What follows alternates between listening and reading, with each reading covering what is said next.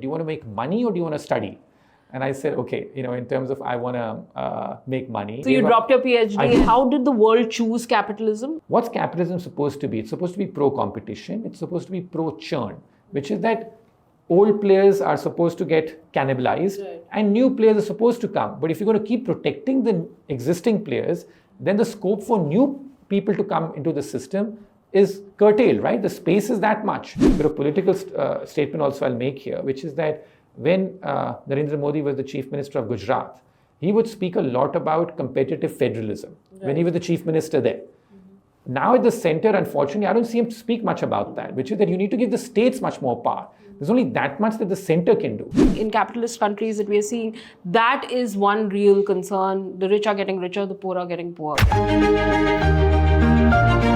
Chairman of Rockefeller International, founder and CIO of the investment firm Breakout Capital, author and columnist Ruchir Sharma, thank you so much for speaking to Brut. Thanks, Meg, for having me. Thank you. You were 17 years old when you began writing for the Economic Times, and that to a column, a forex column. Tell us, how did that happen? Because it's so closely connected with how you feel about capitalism, how you've tracked capitalism almost all your life. I had one key thing which happened to me was that at a very early age, I figured out that there's one thing I really love, and that's economics. Okay. So I fell in love with economics. And how old were you when you realized economics is something that you want to do? Yeah, like I came back to India, so so I'd say by about the 11th grade or so, I figured out that economics is what my true passion and true love is. By the time I entered 12th standard, I was totally into it. I was reading all sorts of texts. In fact, I'd spend a lot of my free time reading economic textbooks rather than even do the standard syllabus which was offered in school. And I was also very intrigued by what the global media was saying about financial markets and stuff. So in fact, I would try and get my hands on every day, either through my dad's office or through the libraries, because my dad then had moved to the private sector once he came back to India. I would try and get my hands on international publications of the New York Times, the Financial Times, the Wall Street Journal. I'd try and get my hands on these publications. All of this when you were 15, 16, and this was your leisure reading other than 11th. Okay. Yeah. So I'd say that that's really what I'm just giving you the context of that. I graduated from 12th standard in 1991. And then we had a summer vacation waiting to go to college. But I was very keen to spend that summer vacation further pursuing this interest. Okay. And I had a discussion back then there was a relatively new newspaper there which had started called Business and Political Observer. Mm-hmm. There was a gentleman there called R.K. Mishra who was running it, and someone introduced me to him. And we just came upon this idea, the fact that why don't, like I said, that I'd love to just write something for your newspaper and stuff. And those days in 1991, there was virtually no one covering what's happening in the rest of the world. Okay. And I'd be reading all these papers and I had some idea in terms of what's happening to global markets, to have, what's happening. So we decided that I'd write a column every week where I would just summarize what's happened in global foreign exchange markets and markets in general every week. So that's how I started doing this as a summer job. Okay. And then very soon the Economic Times at then was really the premier publication in terms of that someone introduced me then to the editor of the Sunday Economic Times, and they said, we'd love it if you would do this for us in terms of that. And of course, what they did not know was how old I was. So that's a secret I kept from them. So all of this conversation was happening over the phone or? Yeah, okay. In terms of over the phone, but even when I met them. Okay. I tried to project this image that I'm this person who's in terms of who knows this stuff and all that, and they didn't have any other reason to believe this. Yeah, it appears knowledgeable. I've read your early columns at the Business and Political Observer. Why don't you start writing for us?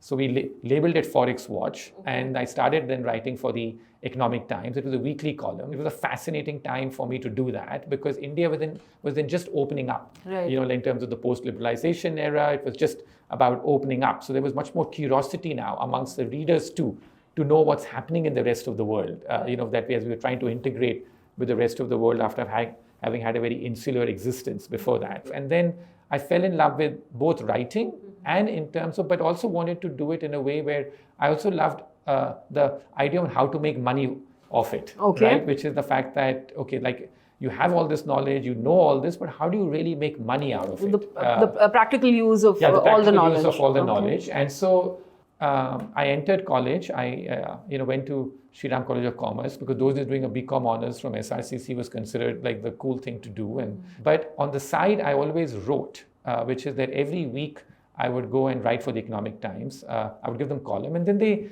started to ask me to do much more. So, for example, in 1992, that presidential election, and I mean, even I sort of feel a bit like I was 18 or something back then. But I wrote a whole special report for them on the US presidential election, that what were the plans of various leaders, like whose plans were better and not. And the other thing that I would do, which was like also at that point in time seen as a very unique thing, is that I would reach out to a lot of economists working at various banks and firms globally, in London, in New York, and I would call them up from India and say that, hey, like I'm with the Economic Times, I'm writing this column, and I'd love to get your views on that. And it was considered very unique those days that someone's actually directly talking to them. And people thought, wow, this is so exclusive that you're being able to get these people to talk to you and stuff. So I'd carry their quotes in my columns about what they are saying. The chief economists at even Morgan Stanley or Goldman Sachs, I would get them to talk to me, and I would carry their quotes in the newspaper. So since then, it's been more than 30 years. Not a single, I think, month has ever gone by when I've not written a piece or a column on global economics or politics. In terms of capitalism in the book that you've written, what went wrong? Like you said, what went wrong with capitalism? Tell us a little bit about some of these. You've taken Singapore, Vietnam, and Switzerland as examples actually of economies that have not been spoken about as much and have done wonderfully well. So before we go on that part, tell us a little bit about how have you seen some of the ills of capitalism play out? And what went behind it? I know it's a large, broad question, but tell us, just the ground realities and when it does go wrong. I've always been an investor. So in terms of, even though a lot of what I write sounds like an economist maybe, and I've always been an investor from a professional career standpoint. I joined Morgan Stanley. Based on my writings, in fact, they hired me. But that's an interesting story. Tell us a little bit about that based on those writings. Yeah, based on those writings and stuff. So my whole idea of doing all those writings was that eventually I wanted to come to the US and do a PhD. That's what my sort of goal was, right? But as I was preparing to do my, to apply and to do my PhD, and I'd started working for an Indian firm, for a couple of years, biding my time to, do all this. And then, some of the senior people at Morgan Stanley, because they were among the few people who had a presence in India those days, a few foreign financial firms that had a presence in India, they happened to read some of the articles that I wrote. And, some of the senior executives then were Indian as well. So they got, very intrigued by that, hey, who's this kid sitting here writing these columns on global stuff and all that? And then, for me, it was a big deal that to work for someone like Morgan Stanley those days, like a leading financial firm. And then they made an offer to me. I was very set to do my PhD, but I guess the line that really stayed with me was that, do you want to make money or do you want to study? And I said, okay, in terms of I want to make money. And then they offered me a job back then in 1996. So you dropped your PhD? I dropped my PhD, plans, ambitions. I got admission already into a couple of places. I dropped that plan. I said, okay, I'm going to now just work with Morgan Stanley there. So I started working in their India office on their investment team. I covered the East Asian financial crisis in 97, 98. And then I moved to the US in 2002 and early 2003. Now, the US is the ultimate mecca of capitalism. It's where you sort of feel that you can go, you have this great opportunity, you can succeed if you put in the hard work and you have the right, you make some right calls on markets and stuff like that. And then I had a glorious career at Morgan Stanley. 25 years? Yeah, 25 years I was out there. The two things which struck me when the pandemic happened, which really is the context for this book that came about. One was that in the pandemic, I was just struck by the fact that even these capitalist economies, they were telling their people, you can sit home, we're locking all these economies down, and we're just going to give you money. which is that to paper over any of the pains and troubles and all that, we're just going to throw money at the problem, which is that we're going to do massive stimulus, we're going to just sort of cut checks and all that, and we're going to do that. And I was seeing, wow, is that really how it's supposed to work, capitalism, that you shut economies down and you pour this incredible amount of stimulus that you do, and there's no price and consequence of giving such free money to people, and also seeing that who's benefiting. In that entire period of the pandemic, the biggest beneficiaries were really like the billionaires, that because so much free money was thrown about, you had so many new billionaires that were created because the stock markets went on fire, and it was so much easy money which seemed to float around the global system, particularly in places like the US and stuff.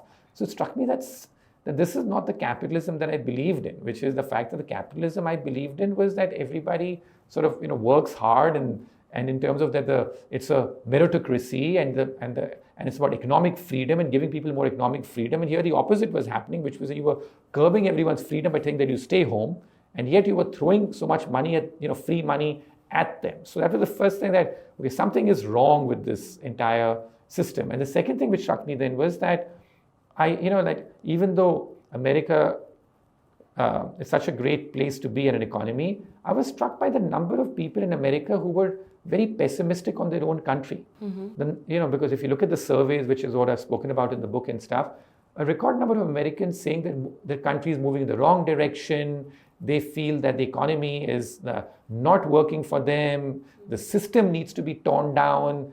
Feeling that angst in America, that what's going on. That it's not working, something's not working, right? That for the average American, and this is even more true in Europe, that for the average person in these places, things aren't working out. So what exactly is going on out here?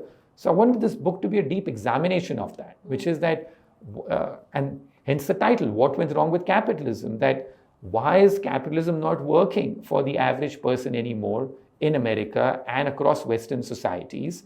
And then the one data point, if I can say, which really stayed with me, is that most young Americans in the surveys were saying then that we'd rather have socialism than capitalism. So if you can tell us a little bit about that versus socialism, and if you can put, because right now we are seeing in a lot of economies, nationalism play a part as well, right? The politics of it as well, where it's somewhere between that capitalism, socialism. There's a big question mark which is coming on there. So my question to you is, how did the world choose capitalism as the model that works probably the best with democracy?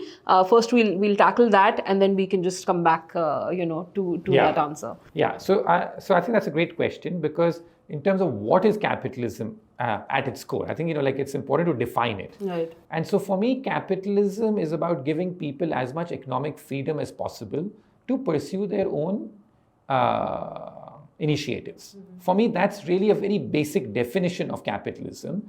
And it's something which America, was seen as the land of the free, where where people got as much opportunity, freedom to do what they felt like. So and America has clearly been as the biggest economic success story ever, right? In terms of the fact that it is the world's largest economy. It is an economy that started literally from scratch 300 years ago or whenever. And then it was always based on the concept that the government will play a very limited role, and that it'll be up to the individuals to do as much as they feel like in terms of, and make the country prosper. Yeah.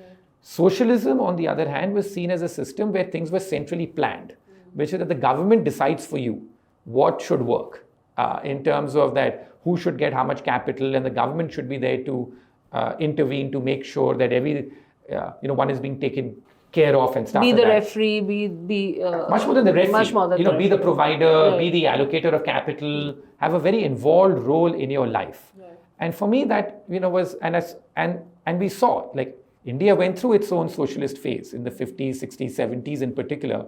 India went through a socialist phase where the government, in terms of would decide, who would get a license, who wouldn't get a license, in terms of, like how much you could produce, how much you could not produce, how much you could import.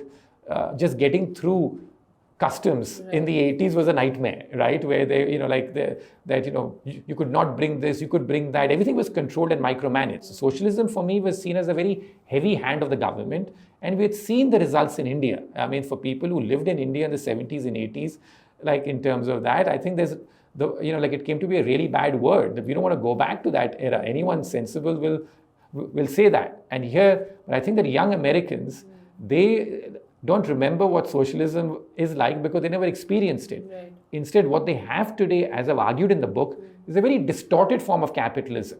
Capitalism is about economic freedom, but as I've argued in the book, that in America, the land of the free, in the last 20, 30 years in particular, a lot of those economic freedoms have got curbed. Right. And that the government is playing a much more extensive role in terms of regulation, micromanaging the business cycle, bailing out companies. Now, this is one of those things that as a true capitalist, the government should not be bailing out private sector companies, because it's like, listen, if private sector company fails, you fail. Right. But now market forces have determined it, and it's an important part of capitalism, right? Exactly. As I put in my book, one of the lines which I liked that someone gave me was that capitalism without bankruptcy is like Christianity without hell, which is that, listen, if you make a mistake, you sin, you pay for it. Right. But yet in the US and all, we have moved to a system now where it's like seen as, if anybody fails, it'll lead to job losses, we have to protect it, it'll lead to contagion. So this overprotective government is what I've seen in the US now. And in India's case, I'd say we have lived through this era. We know what it's like. So that's why this book became such an important passion project, that I grew up in a socialist country.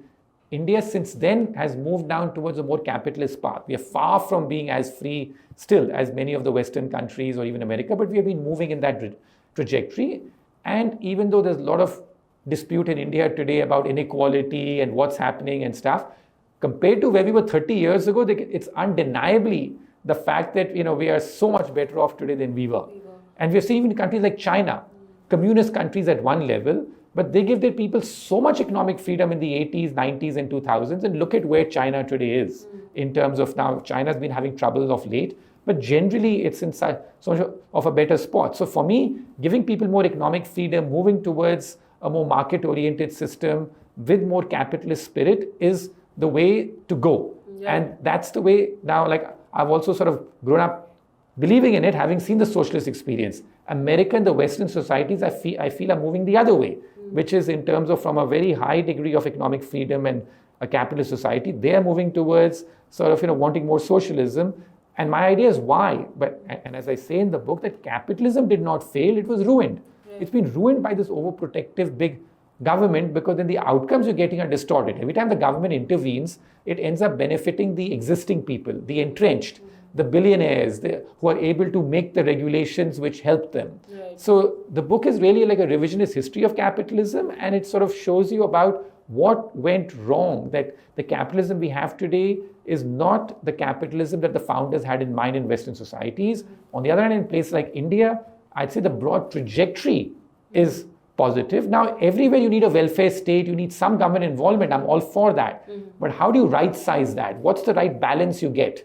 So I think those are some of the deeper questions which I examine in the book. Right. You have one of the chapters where, this whole concept of too big to fail, came in, and what you were just talking about, where the government comes in and says, okay, this bank is too big to fail. I need to come in and control that. Tell us, where did this concept come in, and what is the future of this, or what are some of the pitfalls of something like this? Right. So that's a great question, because as I argue in the book, in fact, and this is, when you write a book, the good thing is that you end up learning stuff that you didn't even know about, because you're forced to research much deeper. So this bailout culture is very fascinating, that in America as well, right up until the 1980s, it was considered heretical for any government to intervene to save private sector companies. They were like, no, the government doesn't do that. The government is supposed to sort of not do that. And then slowly over time, the culture began to change, and something very significant happened in 1984, where a reasonably major financial institution in the US was failing, and the government intervened to bail it out, called right. Continental Illinois. That was a major turning point. After that, once you sort of opened that door in a way, it's always going to be that option. It's become bigger and bigger and bigger. Then you had the savings and loans crisis in the late 1980s. You had the LTCM, the hedge fund, failing in 1998, of very smart people, where the government bailed it out. 2008, massive. And then pandemic was the ultimate sign, wherein the pandemic side, the bailout which was done was like just incredible in terms of what was done, and virtually no one was allowed to fail. And now you have a situation where it's no longer too big to fail.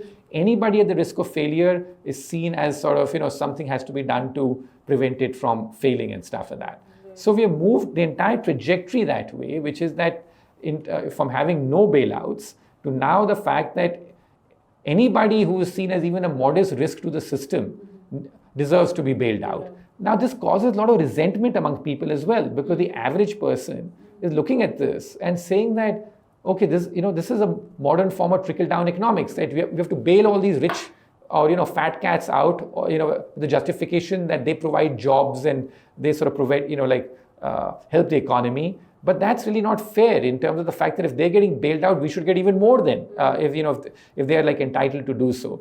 And the other thing which it does, as I argue in the book, is that this saps away the dynamism of capitalism. Because what's capitalism supposed to be? It's supposed to be pro-competition. It's supposed to be pro-churn, which is that old players are supposed to get cannibalized, right, and new players are supposed to come. But if you're going to keep protecting the existing players, then the scope for new people to come into the system is curtailed, right? The space is that much. So the space is curtailed. So productivity growth in these economies, I think, has suffered because the dynamism of capitalism has been undermined by this bailout culture that's taken place. Right. Where do you see India in this? What are some of the lessons, so to speak, or things maybe India has gotten right, can get right in the trajectory that it's following today?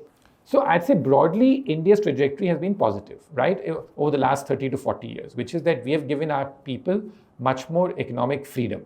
What I'll argue is in India is that unlike even China, we are still moving relatively slowly, okay, which is the fact that even if you look at our growth rates now, it's 6-7%, which is great on a relative basis because there are very few economies in the world today which are growing at that sort of pace, and it's great for India to grow that way.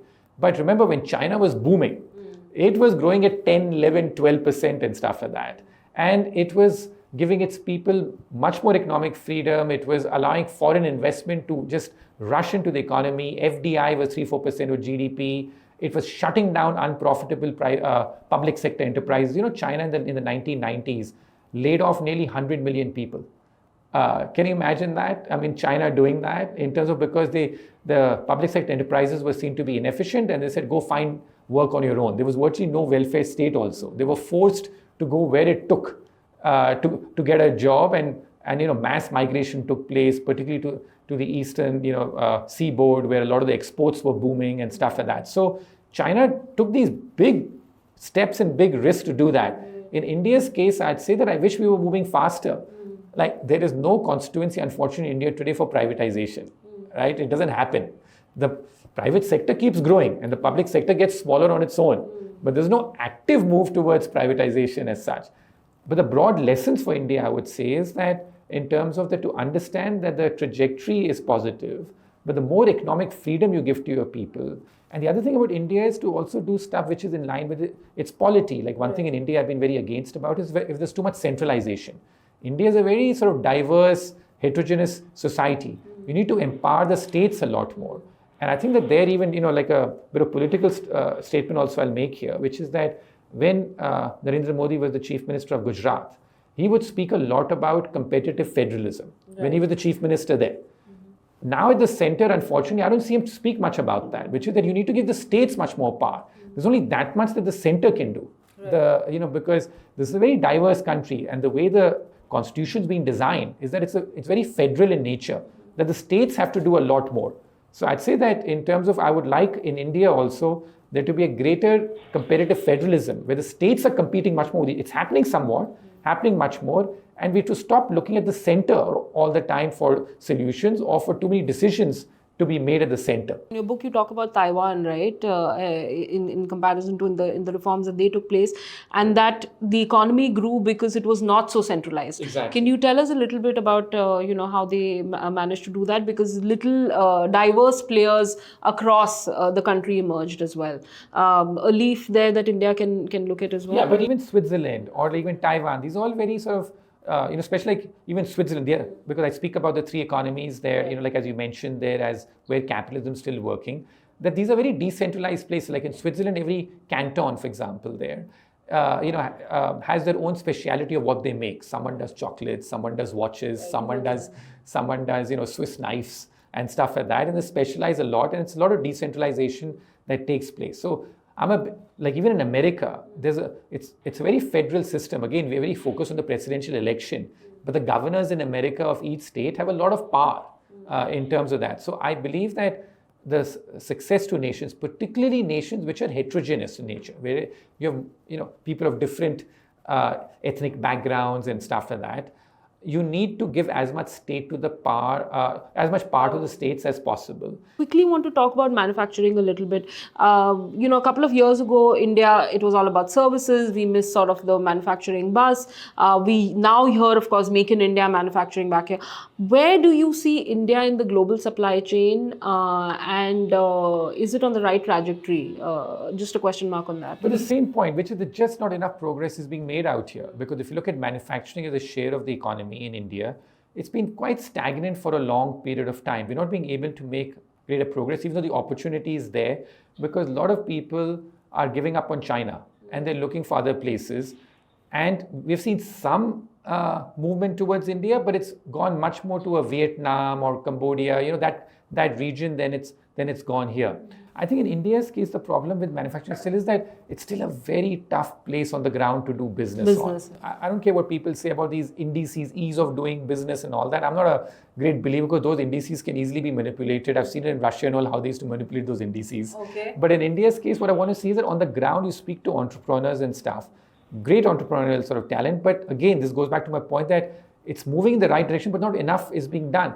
That it's still a very tough place to do business. You get, you have to deal with so many agencies, you get this notice, that notice, you still have so much of a regulatory sort of maze, for the average entrepreneur to deal with. And then you're trying to sort of, put more duties on imports, which you may need, which are critical for the manufacturing process because you have to export some of those things, based on high import content sometimes and stuff like that. So I think that the manufacturing is being sort of stifled still somewhat by the fact that you have a tough environment to do business on. But the good news there again, as I said, is that I find very fascinating about this is the maximum number of billionaires India has created in the last few years has been also in the manufacturing sector. Okay. So it shows you that that where people can succeed in manufacturing, there's so much money to be made. I think that's a good signaling effect. So you need more people to get into manufacturing to do that. But from a government perspective, I still feel that it's a very difficult place to do business. And so therefore this distinction I've been drawing, when I've been in India this time, that the macro level, the government's done a lot of the right things about keeping inflation relatively under control, the fiscal deficit under control, not doing too much stimulus and going crazy, which would sort of make the external balances look fragile. On the other hand, on the micro stuff, on the ground stuff, there's still too much centralization, I feel. There's still, too much power given to investigative agencies in terms of, what they can do. Not enough attention being paid to the average entrepreneur as to why it's so difficult for them to run business and stuff like that. What are the various barriers to entry? And the government at times, I feel, is very, they listen to the big businesses, the big conglomerates, but not enough to, in terms of the mid and small sized businesses. So I think that those are micro level reforms which the government needs to focus on. And going back to my basic point, that to make us a true capitalist society, giving people more economic freedom, giving people the more opportunity for economic initiative to rise is, I think, something which the government needs to focus on. A lot of ground to cover, but I'll keep it to 3 quick questions. Otherwise, We'll go on quite long. I wanted to understand how can we address inequality, because a lot in capitalist countries that we are seeing, that is one real concern. The rich are getting richer, the poor are getting poor. How do we fix that? How can capitalism fix that? So, firstly, I think we should be very clear about capitalism, that capitalism will always lead to inequality. But the problem in capitalism has come to be that if you have inequality in outcomes, that's supposed to happen, which is that the people who are supposed to be harder working in a meritocracy are supposed to do better. Problem in capitalism today, which has become bigger, is that there's a sense that there's an inequality of opportunity. Right. That the people who are rich and entitled, they Get all the opportunity. Yeah, they get all the opportunity, and that stifles. And that goes back to my point, which is the fact that when you throw so much easy money at the problem, you sort of keep on, the government keeps intervening and stuff like that. That is what leads to problems in terms of, it leads to these distorted outcomes in terms of that. So I'd say that inequality is something which even I'm concerned about, but the amount of free money that the governments have thrown at problems and stuff, the rich, particularly the billionaires and stuff, have benefited the most, as we saw during the pandemic. So I'd say that I totally agree there's a billionaire problem which has taken place, but I'd say that addressing the problem of inequality from a capitalist framework has to be the fact that we have to stop bailing out the rich, the entrenched, and policy needs to be made more, which is pro-competition rather than pro-big business. I think that the problem, even in India, sometimes I feel the policy is too often pro-big business, not pro-competition enough. I'm also a bigger believer in antitrust. So that's one issue where I am in favor of government, which is that the fact that you have to have stronger antitrust regulations to make sure that, you don't have too much consolidation of businesses that happens. So I'm a believer in that. So I'm not a believer that the government should just not do anything. But I think so. Bigger believer in I do believe in antitrust, but the laws need to be laid clearly, not it be done randomly. And two, that what do you do to make policy more pro-competition, and this policy of ever bailing out any large corporation that runs into trouble, I'm very against that.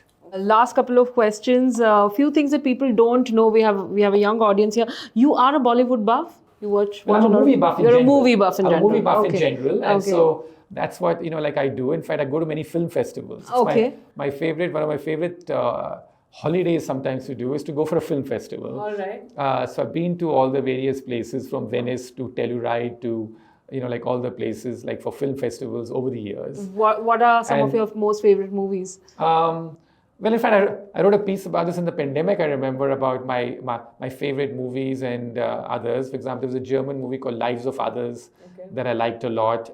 Recently, I watched, my favorite movie of last year was something called Anatomy of a Fall. Okay. I thought it was a very well-made movie in terms of about, I like slice of life movies. So my sort of idea of great movies is something which transports you into a different culture, transports into into a different country, and you get to feel the social fabric of that country and a story around that.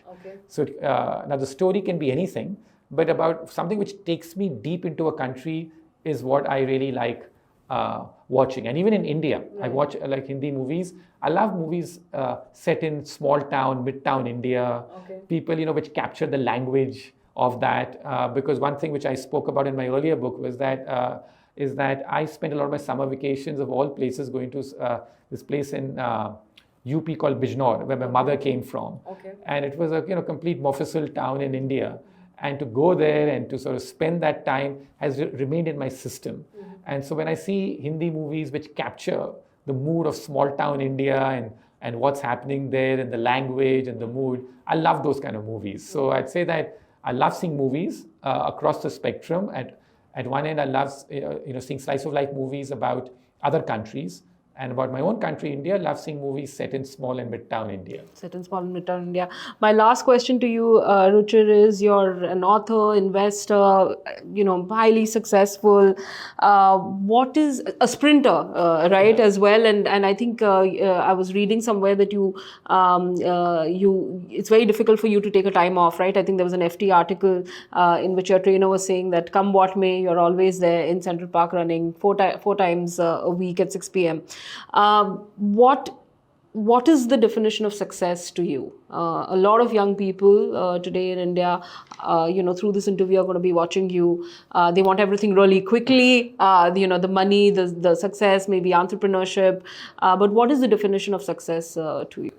I'd say the ultimately successful people are people who are free agents. Okay. And what I mean by free agents are people who have reached that stage in life where they truly can shrug about what people say about them, and they have enough money where they can do whatever they feel like to keep themselves happy.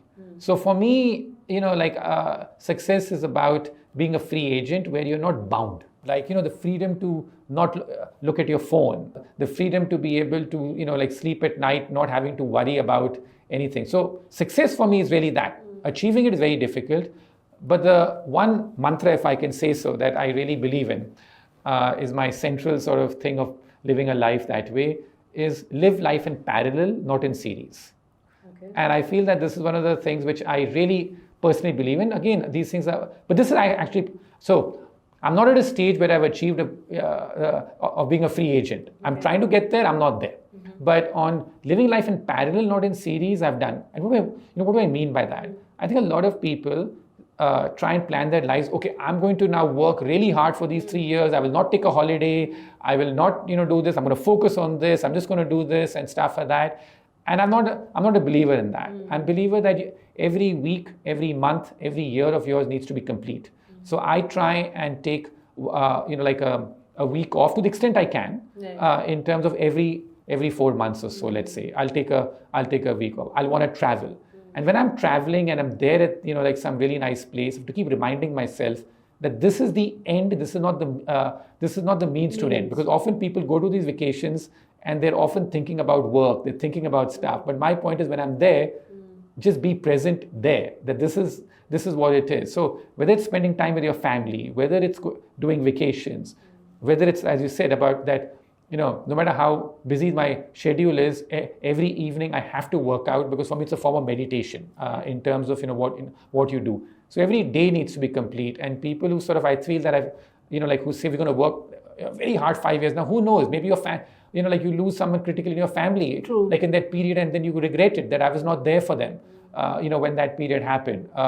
Similarly, in terms of if you were to do, not take a vacation now and stuff like that, once you don't do that and you're out of that habit, then you're not. Of course, you have to plan for the future, you have to do that. But I'd say that too much over planning about what's going to happen in the future and not being present is something which I feel we have to, play the psychological battle with ourselves all the time to rectify that. Absolutely. Pearls of wisdom, not just on investment and economics, but also on life. Ruchir Sharma, thank you so much for speaking to Brut. Enjoyed that. Thank you.